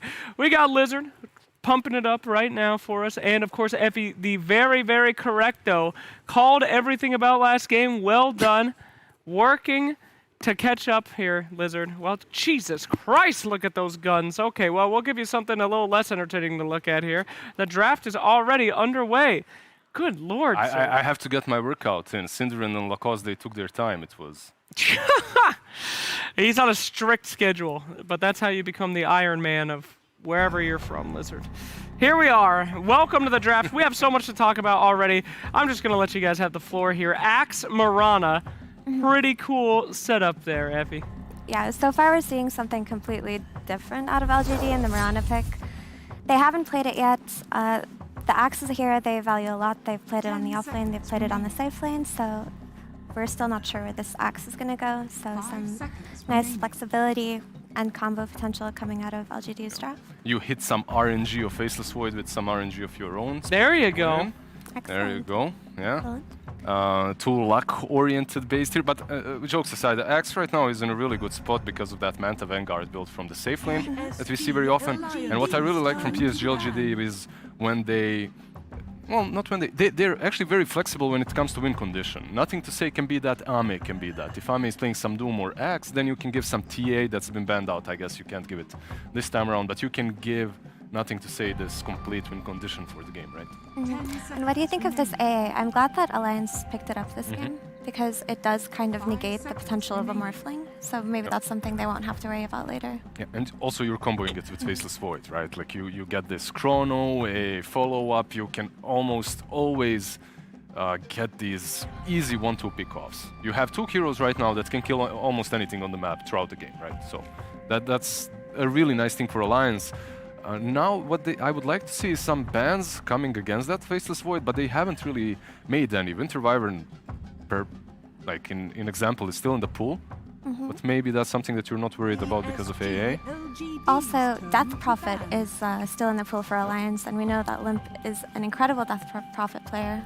What about Limp Lina with the Faceless Void? This guy, I'm not sure he's very happy about Nothing to Say being in Europe and taking his #1 spot on the leaderboards. I think there's some, there's some pain there and there's some angst. Definitely. I would like to see some Lina with the Faceless Void. It obviously all depends on what PSG.LGD go for.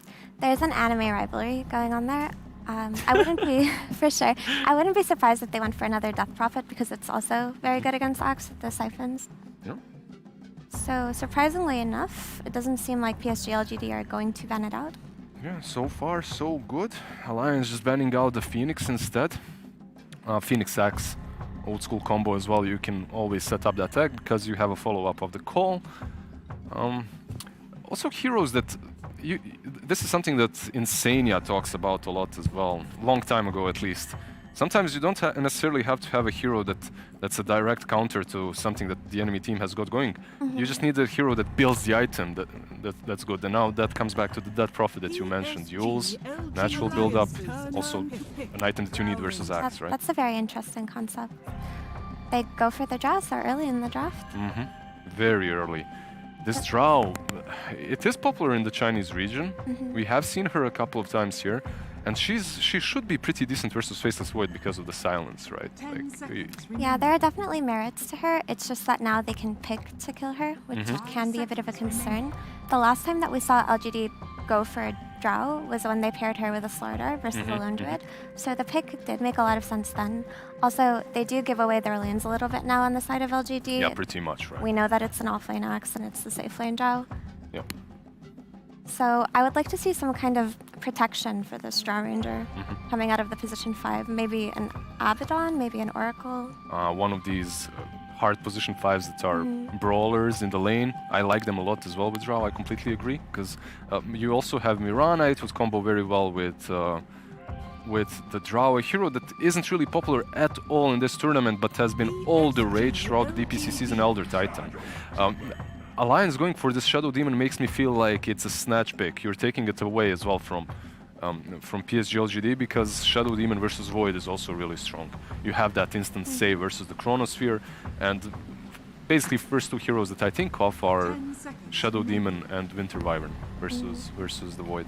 Yeah, LGD should be looking for a save of their own versus this Void and to secure that Drow in teamfights. So I wouldn't be surprised if they just go for their position 5 now. Yep. Also, Alliance a little bit lacking in catch. Oh, Brawler type to the extreme. It's all he does. That is it. Holy Locket, Soul Rip, save lives. That's it. Do you like this?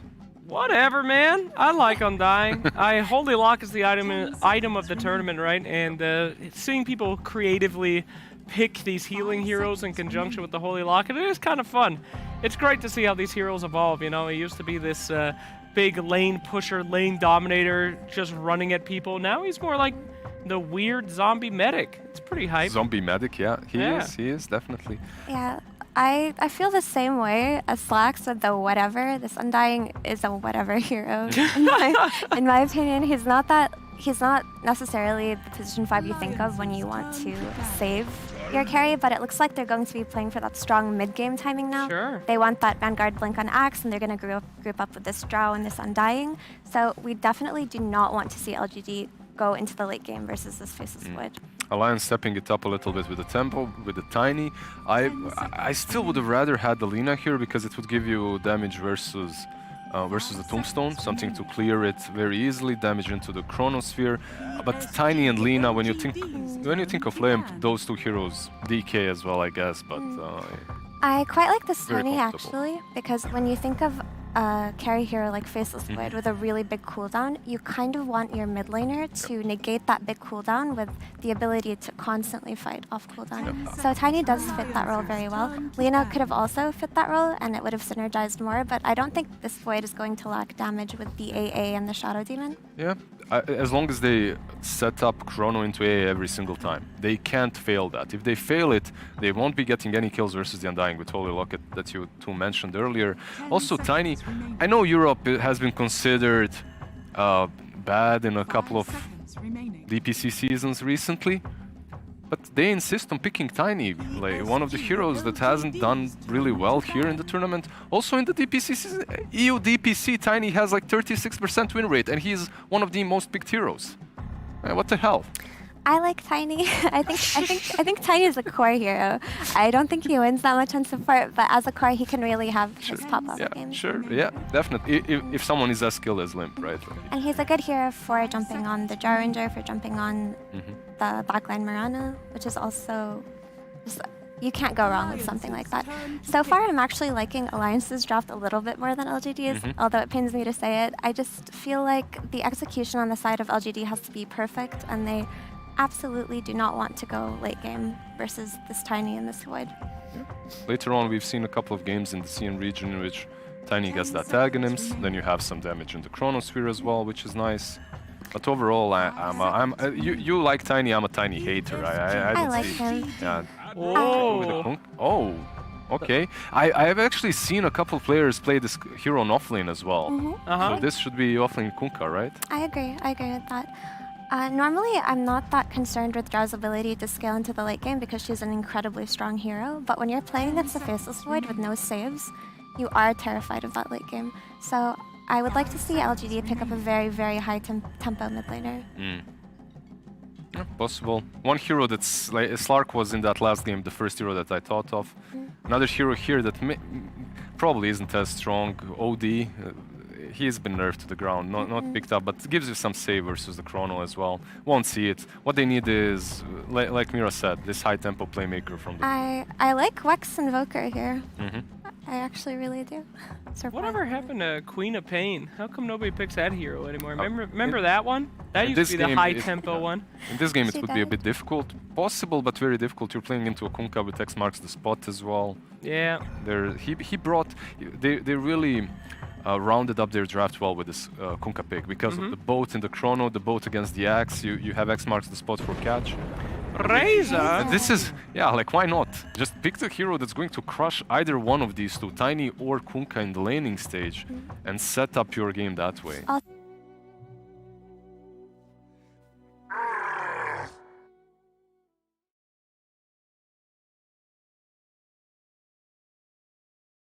that Drow be able to turn games around really. Just like one misstep against the Drow when she could just hard carry. I'm a little worried about LGD's ability to quickly done, you know? I don't know. I feel like, is this one all about who gets the initiation first? That's a very good point. They also have the boat.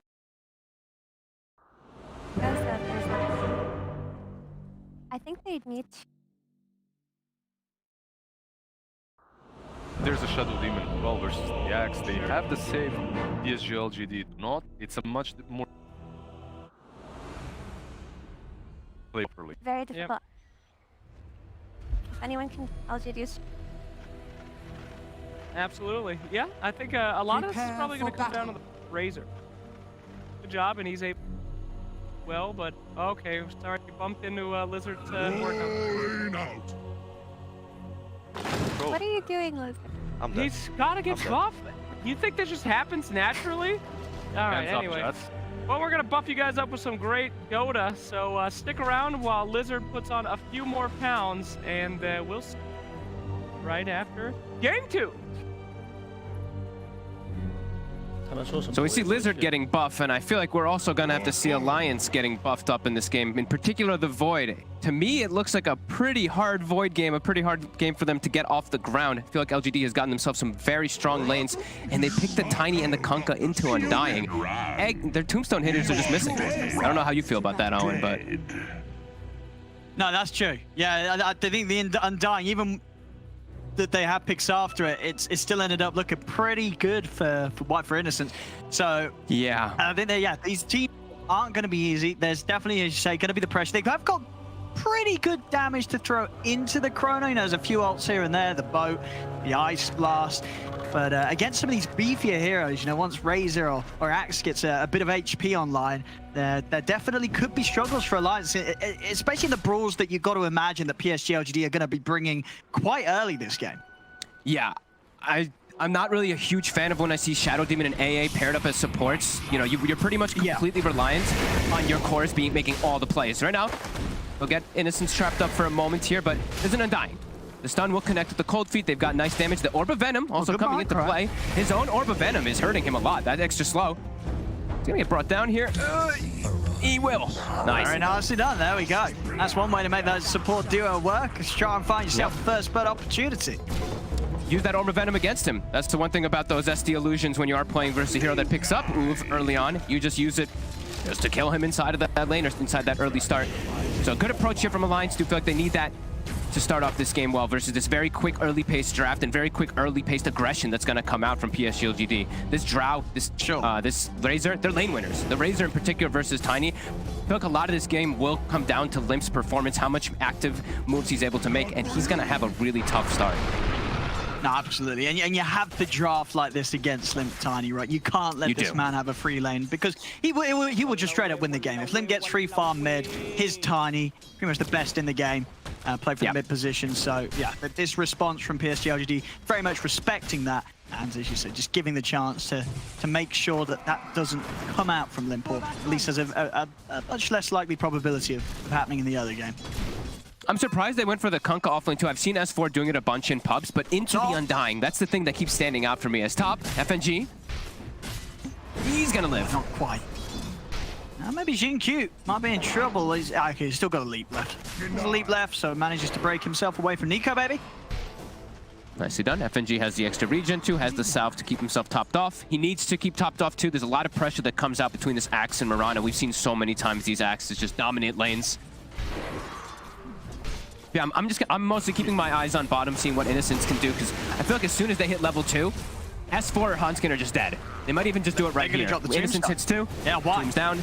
I mean, the money shot won't quite catch onto S4, but still, just this harassment from the Undying alone is going to be very annoying, and not even able to get the gold out of this. It might turn towards Hanskin instead, but Innocence quite fine with the body blocks. He can't. Hanskin manages to get out of there. But yeah, you're seeing that potential from the safe lane duo.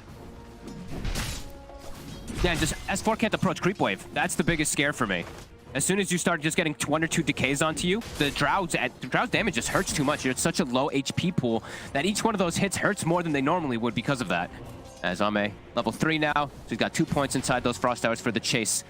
So if this lane starts to push forward too much into LGD's favor, onto their side, that's where it gets scary for Alliance. If Alliance has the positioning here, it's not so bad, but the fact that it's not pushing in, this is where you're gonna have to watch S4. The damage will just start to ramp up from these right clicks, and you don't really care too much about Tidebringer. You have so much armor on Drow. Look at the connected torrent. They're gonna try and get a hit on with the torrent, but you know, more than fine here. Ame still has stick charges, fairy fire. Won't be able to burst him. Do get the extra connection there with the shadow. They got the fifth. So They got the fifth. It's enough. Hansken, he did. He was able to find the last one. The 5 stacks there. Hansken getting a huge kill there. Of course, with that insane burst damage that he was was able to build up there. Ame was trying the best with the side steps, but Hansken just landing it every time. He walked back into that last one too. I don't think he expected it to be that much damage, but it was a level 3 Shadow Demon that just got hit, so he will go Suicide Tower, refill. Nice move, Sound Bottom. Did not expect him to get the Drow kill like that. I don't think Ame did either. Yeah, no. Can't underestimate that huge burst there coming from the 5th stat.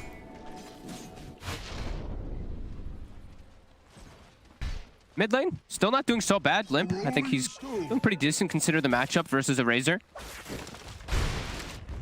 Oh, for sure. I mean, you've got to imagine that even though the matchup's hard, Limp's probably played Tiny against Razor quite a few times. I would imagine a lot of players, pubs, pro games, do pick the Razor against his Tiny. He's been in this situation many times before.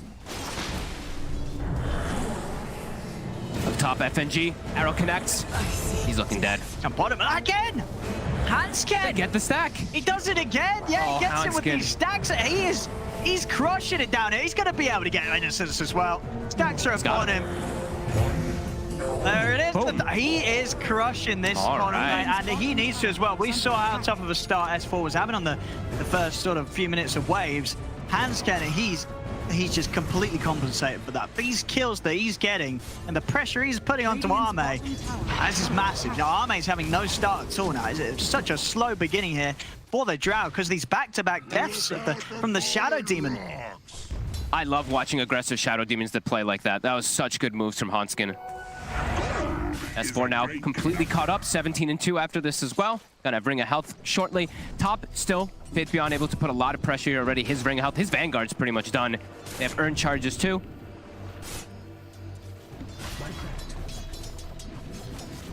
Now with these deaths on PSG.LGD, it's no longer as easy as it was, to sort of play as aggressive as the two want to. Yeah, Ame's now level 3. Undying is higher level than him, and S4 is about to hit level 5. So that entire lane that was looking really strong for the Drow just completely gone because of Hansken's play. And he's even going back and stacking now. Yeah, Hansken's on fire right now. 4-1, all 4 kills going for him.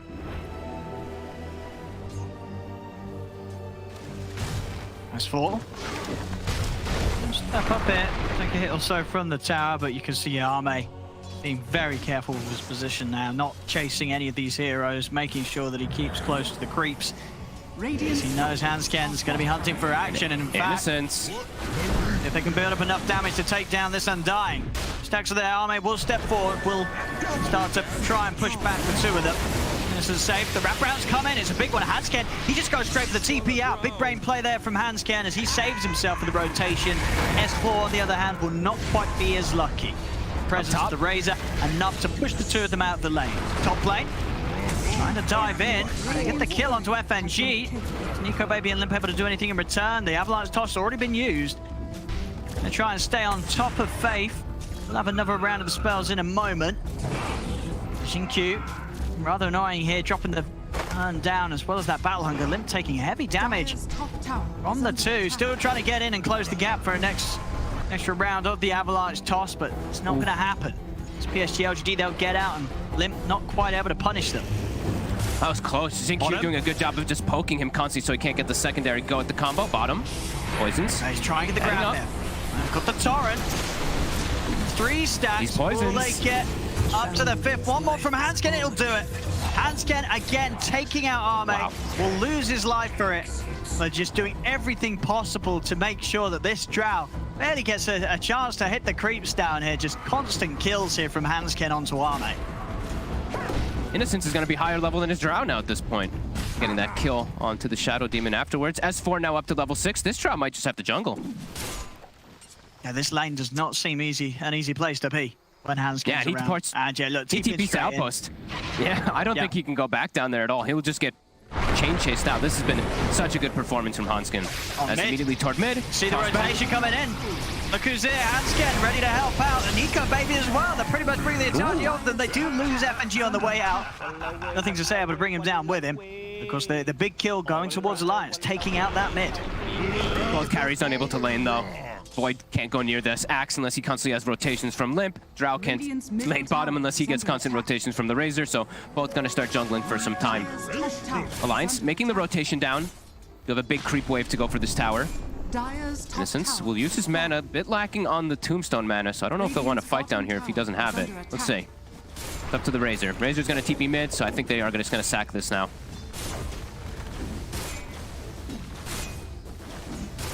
Innocence just grabbing XP. Showing his face. Yeah, he's just taking XP from the creep wave that's dying to the tower. Level 6 now on the Undying. So that tower will drop. Still 2k advantage here for PSG.LGD. Even though the Drow was suffering so much, with those 3 deaths, he's going to be able to jungle and catch back up. And the other 2 lanes did go that successful for them with the Axe and the Razor. The mid lane, as you said, expected to have that lead. What we got? He went for the deny. I thought he might get it. He tried to just smack it there. He's invis now, Moonlight Shadow. Looks like it's going to save his life also for it. S4 came hunting. And do you like this from Nothing to Say this game? As the mid-Razor just rushing the hood to give him some sort of tank ability against that burst combo from Alliance's heroes? Absolutely. I think it's one of the better items this game. When you're playing versus Tiny, it's always valuable to have the cloak. Having the raindrop is super nice, even versus AA. And versus Kunkka, honestly. Since it's an off-lane Kunkka, it's more magic damage. FNG, the arrow. It hits. Excellent arrow for Jinky. Lines it up perfectly. This will be coming in, and Nothing to Say a little bit low. Avalanche and toss over towards him. Treat not enough there, as we've only just got the hood done. He just got it. It just made the difference. Yeah, it just came out. Oh, he gets hit by the envenomed weapon when he's earned, so it's not going to heal him as much. Everyone watch out for those annoying Ghoul Assassins. Seeing over towards the river. Up, mate. He's got the silence. S4's going to come over to try and help out. Here's Jingju continuing to commit onto the Shadow Demon. Will bring down Hanskin. Leap out to the side. Limp comes in with the combo on and Nothing to Say, but Nothing to Say is able to step out of there. Fake round, pulling the attention away from Limp with the call. It's X-Mark back into the boat combo, but it's not enough damage from Alliance. They can't quite blow up this Axe. Faithbjorn's able to walk out with still half his HP intact. Oh, so close. S4 was inches from X-marking the Drow. They would have been able to get the kill onto Ame there, but he's able to back up, go back to jungle. That was closer than getting that kill. And that hood, 2 times now it saves Nothing to Say, so I think that's definitely the most reasonable purchase for him. Absolutely. As long as he can live, get a good link off in the fights, you know, ideally onto the Void once he's jumped in with the Time Walk, then of course it's going to be hard for them to find the damage to kill these tanky heroes. The hood with the Vanguard on the Axe, and by the Axe Faith beyond pretty much having the Blink dagger done. So his fast times that are coming out are going to make these fights even more disruptive. They're going to have to be very careful how they step in, as they've got good control, you know, call into the arrow to keep Alliance fighting underneath these things, such as the Tombstone and the multi-shot from the Drow Ranger. I think we'll see a lot of the heroes on PSG.LGD just tanking up a bit, not only because they're playing versus Tiny, but because of the whole idea of Alliance's draft is to lead a hero. That's when you see the AA, the Void be super successful. Same thing for your Kunkka. If these fights start getting to these drawn-out portions, Alliance is going to have a really hard time. Fighting into Tombstone, fighting into continuous resets and calls from the Axe, and just a Razor and Drow beating on them from a distance. 2k gold lead, Faith Beyond, as you said, Blink is ready. And wants to go for a big jump here around the mid. Level 3 Tombstone's about to be level 4. They're going to go for the jump on the Kunkka. Straight in with the Link. S4 shouldn't stand much of a chance here as the Link will build up. S4 gets blown up by the Starstorm damage. They drop the Demonic Purge on Nothing to Say to stop him from being able to charge in. And look at hold back go. Innocence though, as he's just diving in underneath the tier 1 tower, ready to keep pushing on. They need extra backup coming in from Alliance. Nico Baby's TPing over. They'll turn over towards Innocence. Chrono's going to be dropped down as Nico Baby looks towards taking out Xingqiu as well. With the bashes coming in, it's enough. They bring down Xingqiu. Another jump, another call though from Faith Beyond as he's in straight on top of the face of FNG. They'll still come out on top of this fight here. PSG.LGD taking down the 3 of them. Only losing the 2 supports themselves. And Ame's chilling during all of it. He's just farming triangle. He's a team. How's it going? Okay, great. Good job with the 5v4 fight. If there's a tombstone dropped in the fight and Alliance isn't all immediately hitting it with the SD and the AA included, which is not what you really want to be doing as your 2 supports, they have to just run. This tombstone is going to be a huge problem for the triple melee cores. Dire's middle tower is under attack. Oh, Innocence. And he's going to walk into pretty much the entirety of Alliance there now. With the demonic purge into the Ice Blast, they're going to have to set up onto Nothing to Say. They're trying to push them back with the slow of the multi-shot. Faith Beyond's making his way over. The X marks there from S4, dragging Nothing to Say back. He'll get the link up, but he puts underneath the tower. Nothing to Say, he's got the movement speed though to get away from it all. The poison's going to miss. I think he's going to be fine. He's going to be able to escape. They'll lose FNG under the tower. Nico Baby, he is there with the wraparound, so they will manage to catch Nothing to Say on his attempt to retreat. Which is a good job there. So that would have been very frustrating for Alliance there if he was able to walk away as low HP as he was. As nearly making it out from the complete combo they dropped on him. That's a good way to start the fight too, right? And the Undying walks out of position, kill him before Tombstone is able to get dropped down, then you can win the fight, even without Chronosphere. Yeah. And a great, typical contribution from your carry, just walking in and, one attack, getting a kill. And Nico Baby's going to be happy with that. I mean, his farm still on par with that, the top 2 on PSG.LGD. Maelstrom into the SMY, nothing surprising about the build-up. So he's going to make good time on it. Even so, though, it's not an easy game, as you mentioned, for the Void. These fights are still going to favor PSG.LGD at this stage of the game, considering the heroes and these early sort of build-up they have on all their cores. These little tanky items that just make it that hard, really, for Alliance to get in, get that jump before the fight kicks off. And obviously easier for PSG.LGD to just start the action. Faith Beyond leading the charge yet again with the smoke, Blink Dagger at the ready. Seeing if they can find anyone in the triangle. Nico Baby playing it very safe, hidden in the trees behind this tier 1 tower. They won't catch him. They don't quite have the blink yet on Limp, so he doesn't even make his way over with this smoke. He wants to finish the Blink Dagger. They're just going to get vision, maybe even block out the camps. So blocking out both camps to make sure that the Drow isn't just able to farm at that super fast pace. Radiant's top tower. Because they know that the rest of PSG.LGD, they're running as this 4-man unit. They're like, where's Ame? Gotta always be sure to slow that Drow Ranger down. We see the build from Nothing to Say was pointed out by our Observer before. Sange right after with that hood. He is unbelievably tanky. Look at this, 2100 HP with the Iron Witchwood tree as well. So bursting him is gonna be a pretty tough option. They're gonna have to throw pretty much everything onto him. Yeah, and even then, that's not gonna feel too good, because then you're not gonna have the tools to sort of deal with the other calls. Yeah. Because of just how much, as you say, you are gonna have to throw down to threaten the life of this Razor. It's not easy team fights for Alliance to take, and as the farming continues, they do only slip further behind. S4 will manage to take out this top tower. Alliance that immediately go for smoke TP down bottom. They want to make a play with the Chronosphere back online from Nico Baby. They want to try and get Arme. As Arme shows himself in the lane, Ice Blast lined up very, very nicely there. Great angle from FNG, and with the jump from Limp, they'll get themselves the kill. Very quick and smooth move there from Alliance to punish Arme's position. Moonlight Shadow coming up from PSG.LGD though, as they still want to try and take the fight. It's going to be the jump from Faith Beyond. He's in with the call onto the Shadow Demon, but his hands can will fall. Nico Baby trying to fight back. He has got the Chronosphere available. He's going to get caught out by the arrow. Will jump over the side. Doesn't really want to drop the Chrono here, as he knows there's going to be a lack of damage. He'll still drop it anyway just to save himself, but it has to be a Chrono and an escape. There's no way to take the fight around it. Nearly getting the call there, but Nico Baby's CP done just in time. As Alliance, they just have to bail, as we're seeing. It's so hard for them to use the Chrono aggressively at this stage. PSG.LGD's lineup is it's pretty terrifying here at 16 minutes. Even the Undying is terrifying. I see he's gone for Orb of Corrosion, so interesting here. The illusions won't apply Orb of Corrosion back on yourself when he's been disrupted, so switching it up a little bit. And look at this. Nico Baby, they're starting to realize, they're like, dude, this Tombstone is such a big issue. They have to time walk in to try to go for it, but then Nico Baby's like, oh my god, I have Flesh Golem on me. This amplified damage plus corrosion. I need to run. I need to reset. He has to use Chronosphere in order to survive. So fight's still looking very difficult, and that's when Alliance, they have 5 versus 4. The Drow was dead before that fight started. And it just, I mean, at what point is it going to take for us to see, you know, Nico Baby being able to turn up, drop the chrono, and feel that he is doing damage? I feel like that's just, it's many items away on the Void until that point's going to come into play. I absolutely agree. I feel like he has to get so many. That's why I was opening up the, you know, the panel thing. You know, Lizard was lifting some weights. Yeah. I felt like Nico Baby really needed to lift some weights to get to later stages because they're all so tanky. They have an excellent lineup to be able to deal with this Void, and there is damage to get inside that Chronosphere, but it all has to be lined up perfectly. Find here, Faith Beyond. Spotted. Leading the charge perfectly the last few times. Yeah, they're on top of S4. Their backup coming in, TPs are coming over, but the call into the arrow edge there, there's no saving the Kunkka.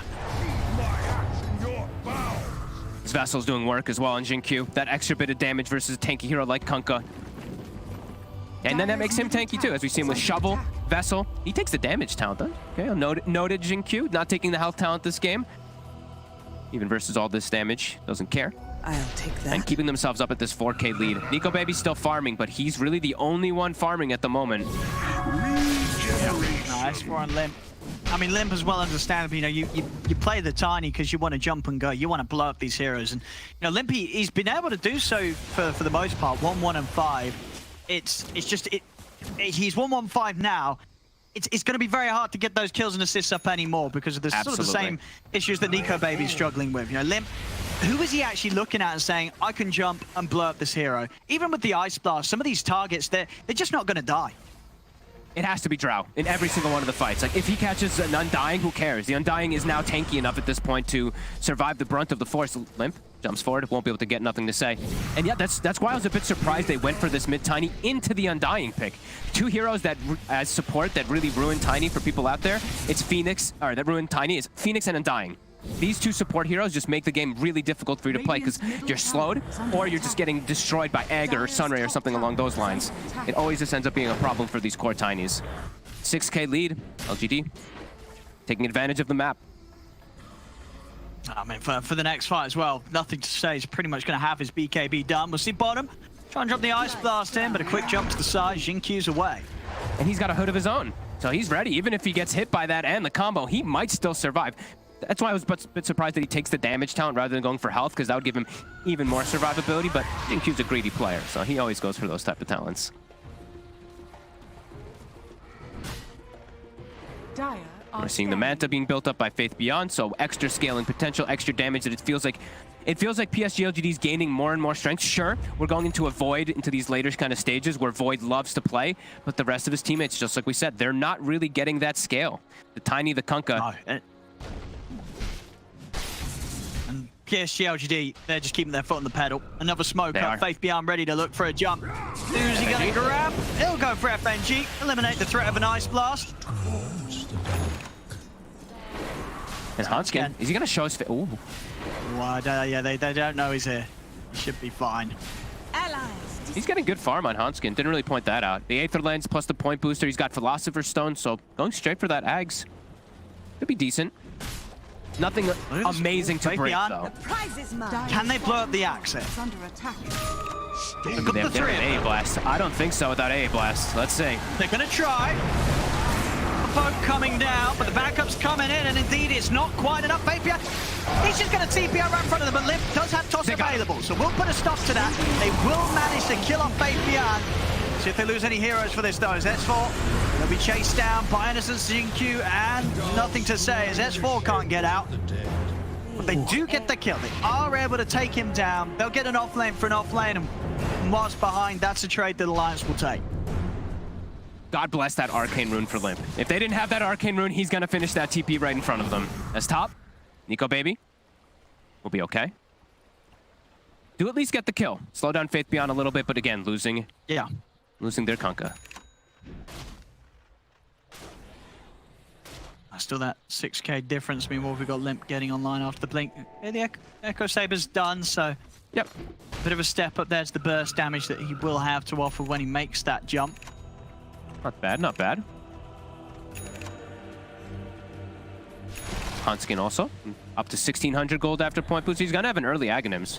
That's gonna be nice, at least to maybe not to break anything in particular, Sure, versus like Storm Surge and something like that could be decent, but it's more just to hold these heroes in place and just extra little bits of damage where I feel like Alliance is going to need. A blast to scout the Roche. A bit worried about Ame sneaking his way in there. Ame quietly catching back up in farm too. 0, 4, and 5, but he's almost tied with the Void and net worth. And now they will sneak their way into the pit. They know AA blast is down. Alliance won't make it in time. I don't know if they want to fight in that area either. That just gives Tombstone the best position. Yeah, Tombstone is way too hard to fight into this stage without a real way to kill it properly. Only the two supports really can't do that. So yeah, I think they just give it up.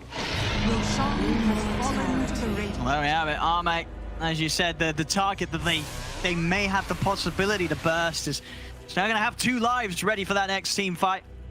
So making the focus of Alliance much more difficult in terms of target priority. Looks like it's going to be Nico Baby versus the World. Nico Baby and Hanskin versus the World in particular. Since Hanskin, yeah, he's nearly got Ags done. He is quietly farming up on the side here. PSG.LGD, though, comfortably now going to go for a tier 2. This is what we always love to see when there's a Void in the game. We love to see the pressure on the big chronos. You know, that's what everyone's waiting for. Everyone's getting the popcorn out, ready for the incredible chronos or the incredible misses. And we'll see what Nico Baby pulls out, because as you say, it's got to be big. It's got to be some huge stuff here from the Nico Baby Void this game. They're setting up for this. They want this fight. They got the tier 2 themselves, top instantly rotating over.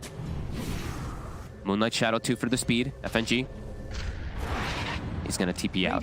Nice next pickup for Nico Baby is going to be a pretty big one. The Scotty, not versus any huge kind of heals. Sure, Soul Rip is one of the bigger ones, but versus 2 ranged carries, that could be really nice. Just the increased threat that it does do versus ranged. But PSG.LGD, they TP bottom, force them away from the tier 2, and they immediately smoke. They see Nico Baby for a second, they want him. Ame's still in the area.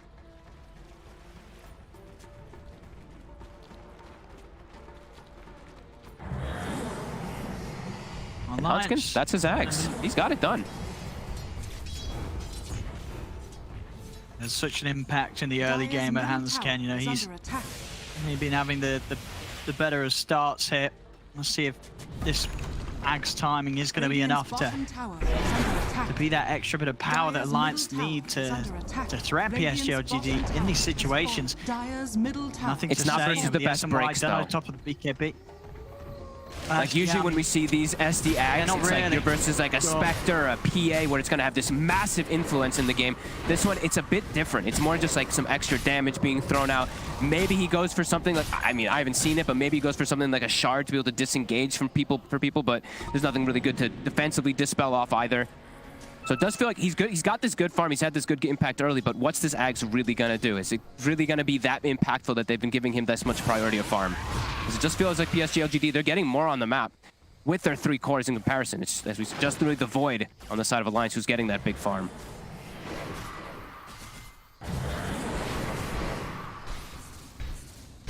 I'll be interested to see what Nico Baby feels that he needs to get next after the Skadi. It's not a game where... I think he can skip BKB, right? I don't think you need to buy the BKB this game. There's too many things that go through it. And you've got to go... He has to go for more. I agree, 100%. So I guess, you know, it's probably going to be MKB or Butterfly. And they're losing all their vision. I think MKB would probably be the likely one, yeah. And they're losing all their vision. I'm watching Innocence. They buy... This is a common thing we've seen in China when they get these early pace drafts. They buy an early gem. I really don't see any other region doing that still. And they're utilizing it perfectly here. There's only 1 ward on the map now for Alliance. Bottom. Limp. Hanskin will be able to kite, nothing to say back, but he's in with the BKB and Fate Beyond, he's in with the jump. Gets the grab onto Hanskin. The Tombstone is going to be dropped down. Nico Baby and S4, they've got to get out of it. They've got to run. Limp's going to stay hidden in the trees. And S4 being chased, slowed down by the zombies. Also FNG, he steps in range of Ame. They're going to drop the chrono. Will catch, nothing to say, over towards the side. Now will be enough to kill off the red. He's going to lose his life for it. I mean, they get a call with the chrono, but it's just not enough. 4 heroes dead on Alliance. As PSG.LGD, it really doesn't matter. They lose 1 core. They're probably going to win most of these fights 4v5 anyway with the lead that they have. Yeah, and now they get a gem of their own. They take away the gem from Alliance, at least inside that fight too. And it's S4, he's just getting chased the whole time from the 2 supports. Look at them, the Flesh Golem, that amp damage. And it's just a clean up there from PSG.LGD. The Drow getting no attention on her whatsoever. Ame finally gets some relief, gets the top net worth in the board, and onto the high ground. No Chronosphere. How does Alliance fight back? Dire's middle tower is under attack. Yeah, it's just been 2 solid games from Ame in the carry department. Now, game 1, his team was sort of having a tough time. Game 2, he was having a bit of a tough time at the beginning, but he has come back into this perfectly. Top net worth, showing exactly what needs to be done. Even when you do have these laning situations where he was dying, back-to-back deaths in lane, a complete recovery here from Ame. His team knows how to enable him so well. They're just running around his 4, making constant plays. The Razor, we see nothing to say, just like last time. He's like the sacrifice a bit here. Sure, he's only got 3 deaths this time around, but just like Puck, he just runs in, tanks the brunt of the action, and then the Drow has freedom because there's no spells really up left from the side of Alliance. 12k gold lead now, feeling almost impossible for Alliance to fight back. Like you said, needing a massive chrono, but there's so many different elements now that they can't really go through. The BKB, the pipe, there's so many different tanky methods for PSG.LGD to survive through. Faith Beyond has 2,800 HP. He's still hanging on to a chip that. If he had a bigger item, he'd be even stronger. And Alliance, they're trying to see if they can maybe catch someone alone.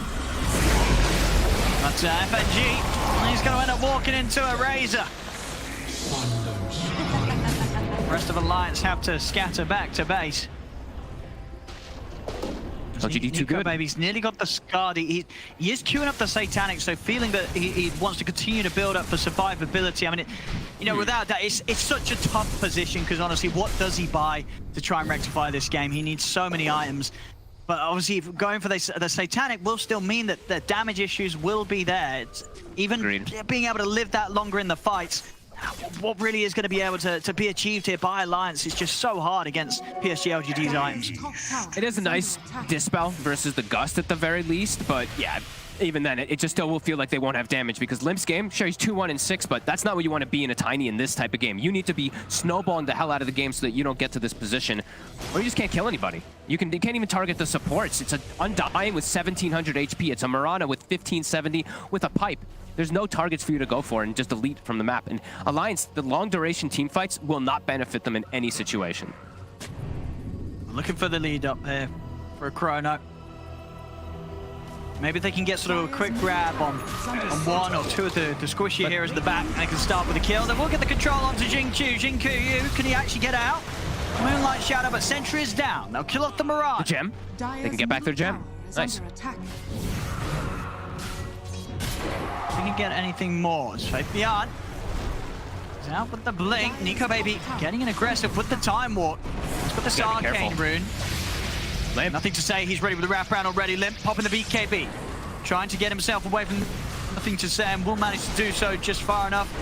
Limp will manage to get back here to the safety of the rest of his team.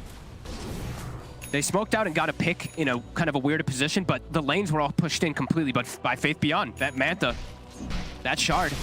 They have to address their lanes immediately on the side of Alliance, even after getting that kill, but at least they recovered their gem. So they'll be able to get a bit more map control from that back. Rolling Stone.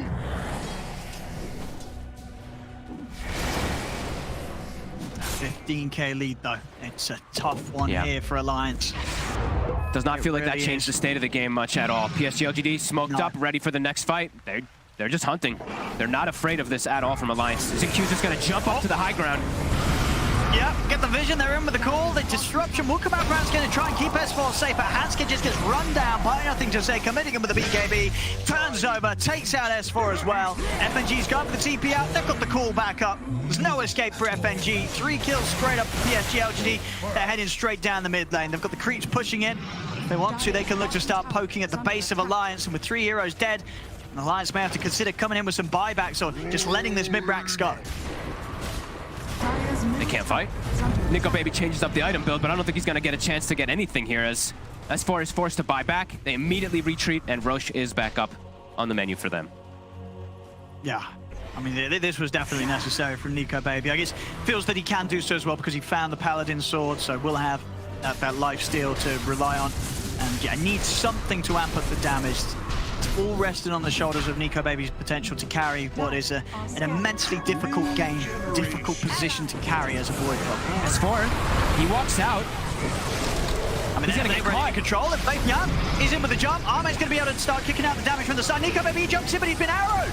They've got the arrow Exhausted. into the silence. Nico Baby, he's going to go down. He jumps in and he's dead immediately, not able to get anything off. They don't have buybacks. There's 3 dead for over a minute on Alliance. That's gonna be PSG, it. they'll be able to run it down mid. They may even just call it. If PSG.LGD realize they can go for tier 4s, they can look to end here with the push of the I draft. think they will. I think they're gonna go tier 4s here. They have the Drow Razor combo, that marksmanship. This is where it kicks in perfectly. There is a glyph, so holds them back for a moment, but they have so much time. They're gonna go right back in. Yeah, they have so much time. Handscan and FNG, they can't hold this back on their own. PSG.LGD going straight for the throne here. Tier 4's down. The Ancient exposed. Buyback is there for Nico Baby. All right. He's going to go for something huge. He's going to try and come in from the back line. But immediately jumps in, he gets silenced. They've got the sun. They're ignoring the void. They're just hitting the Ancient. They're ending the game. GG is called as PSG.LGD with an incredibly impressive second game. Yeah, they have so much time. Handscan and FNG